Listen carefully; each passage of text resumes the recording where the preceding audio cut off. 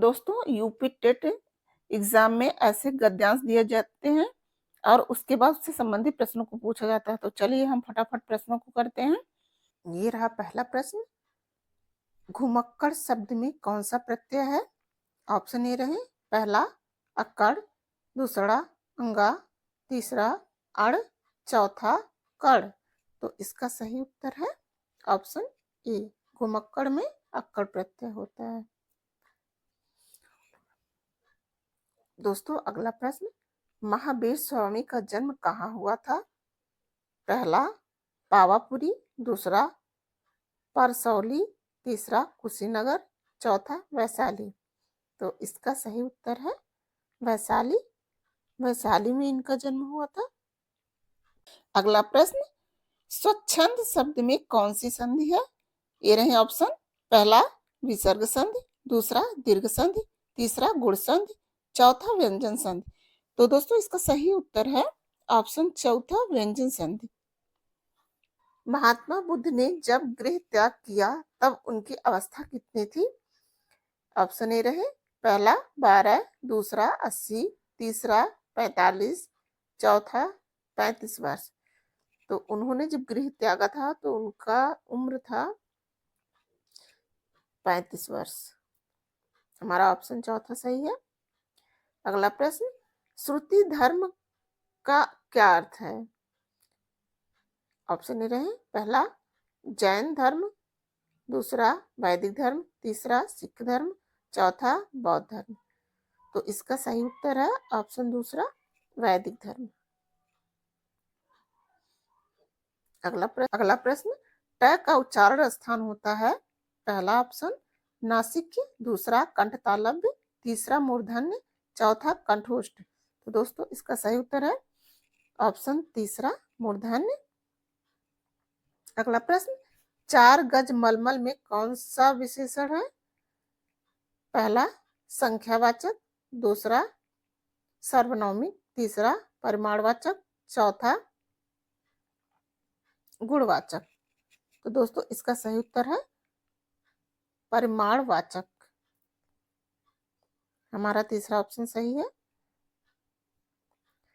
अगला प्रश्न। समास का विलोम क्या है? तो हमारे ऑप्शन ये है पहला व्यास, दूसरा साहसिक, तीसरा समस्या, चौथा सामासिक। तो इसका सही उत्तर है व्यास। समास का अर्थ होता है संक्षेप, व्यास का अर्थ होता है बहुत बड़ा।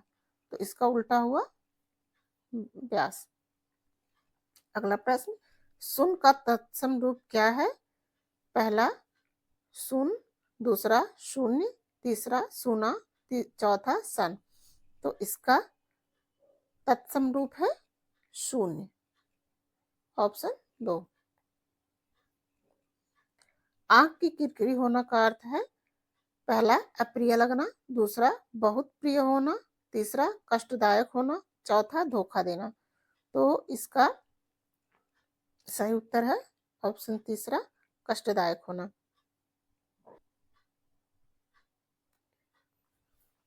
निम्न में से किस शब्द में वर्तनी सही है?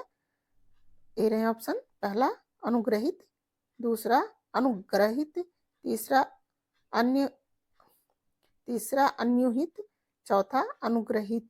तो इसका सही उत्तर है ऑप्शन चौथा। निम्न में से शुद्ध शब्द है? अगला प्रश्न। निम्न में से शुद्ध शब्द है एक पैतृक, दूसरा पैक, तीसरा पैतृक, चौथा पैतृक। तो इसका सही उत्तर है ऑप्शन चौथा पैतृक। श ध्वनि का उच्चारण स्थान क्या है? ऑप्शन ए रहे पहला दंत, दूसरा कंठ, तीसरा तालु, चौथा मूर्धा। तो इसका सही उत्तर है ऑप्शन चौथा मूर्धा। दोस्तों ये जो स है यह एक ऊष्म संघर्षी व्यंजन है। कौन सा व्यंजन? ऊष्म संघर्षी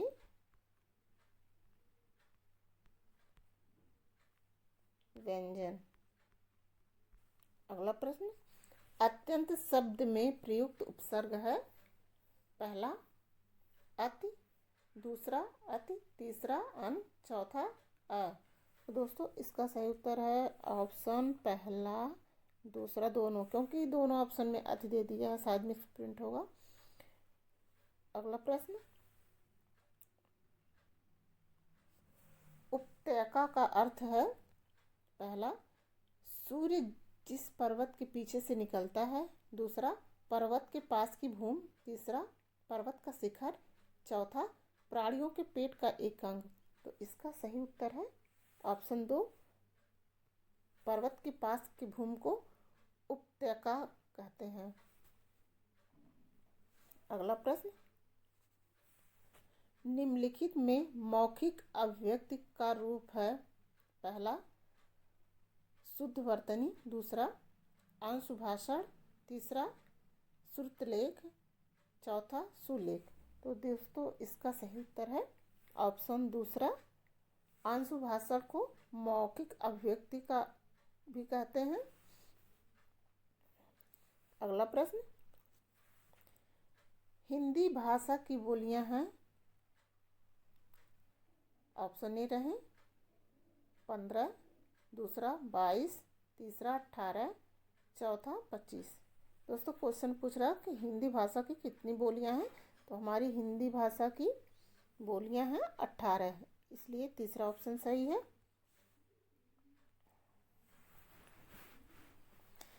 अगला प्रश्न, सामाजिक शब्द में मूल शब्द और प्रत्यय है, ऑप्शन ए रहे पहला समाज प्लस इक, दूसरा समाज प्लस इ, तीसरा सा प्लस माजिक, चौथा सामा प्लस जिक। तो इसका सही उत्तर है पहला ऑप्शन, समाज प्लस इक बराबर सामाजिक। इसमें संज्ञा के साथ तद्धित प्रत्यय जुड़ा हुआ है। अगला प्रश्न, तद्भव पत्रिका के संपादक का नाम क्या है? ये रहे ऑप्शन, पहला हरे प्रकाश उपाध्याय, दूसरा विश्वनाथ प्रसाद तिवारी, तीसरा अखिलेश, चौथा नामवर सिंह। तो इसका सही उत्तर है अखिलेश। अखिलेश जी तद्भव पत्रिका के संपादक रहे हैं।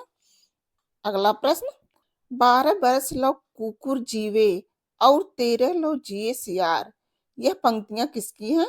ये रहे ऑप्शन, पहला चंद्रबरदाई, दूसरा विद्यापति, तीसरा नरपत नाल है, चौथा जगनिक।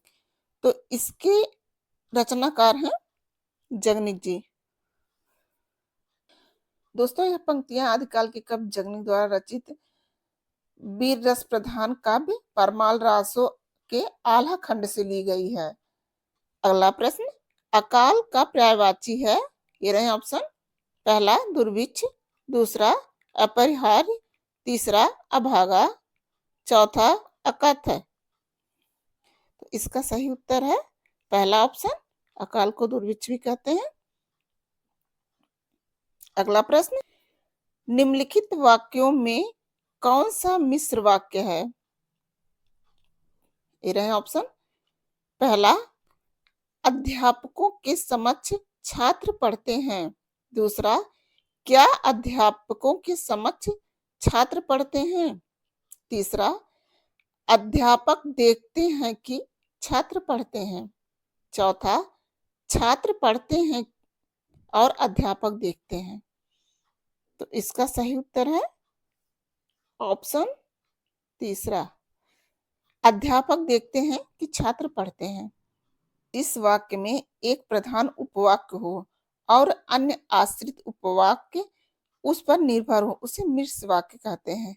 जैसे कि जो, क्योंकि, जब, तब, जैसा, वैसा, यदि, तो आदि योजक जुड़े होते हैं वहां पे हमेशा मिश्र वाक्य ही होता है।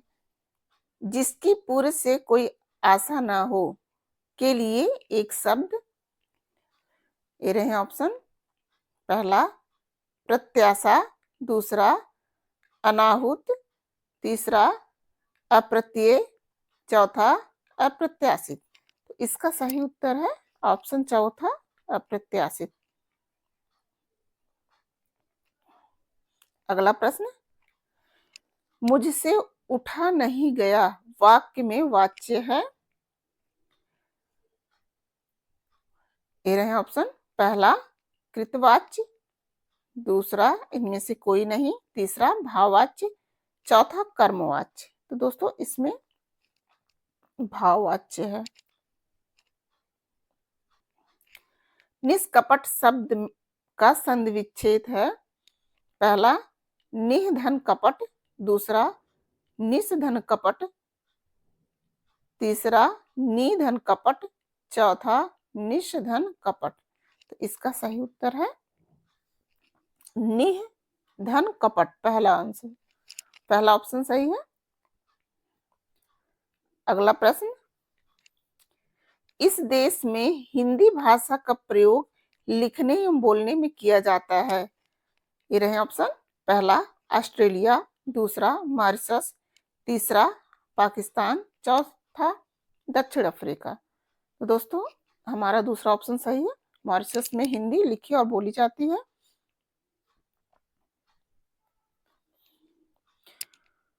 सूरसागर किस भाषा की रचना है?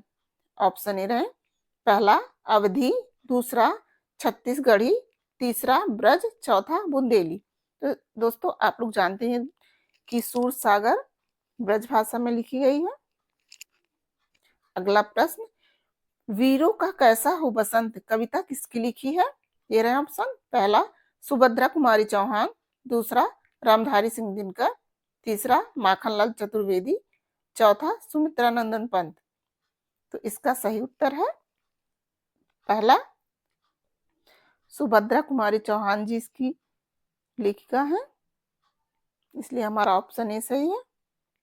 अगला प्रश्न, क्षेत्रीय में कौन सा विशेषण है? ये रहे ऑप्शन, पहला गुणवाचक, दूसरा सार्वनामिक, तीसरा परिमाण बोधक, चौथा संख्यावाचक। तो दोस्तों इसका सही उत्तर है पहला ऑप्शन गुणवाचक। चौराहा शब्द में समास है। मेरा ऑप्शन, पहला कर्मधारय समास, दूसरा अव्ययीभाव समास, तीसरा द्विगु समास, चौथा द्वंद्व समास। तो इसका सही उत्तर है द्विगु समास। जिन शब्दों की शुरुआत संख्या से होती है वहां द्विगु समास होता है, जैसे चौराहा, तिराहा। लेकिन कुछ ऐसे शब्द होते हैं जिसमें संख्या से शुरू होती है लेकिन उसका कुछ एक तीसरा अर्थ निकलता है, वहां पे बहुव्रीहि समास होता है, जैसे कि त्रिदेव। त्रिदेव यानी त्रिदेव हम शंकर जी को कहते हैं, तो हम बहुव्रीहि हो जाएगा। तो ऐसे और महत्वपूर्ण प्रश्नों के लिए हमारे चैनल को सब्सक्राइब करें, वीडियो को लाइक करें। वीडियो देखने के लिए धन्यवाद।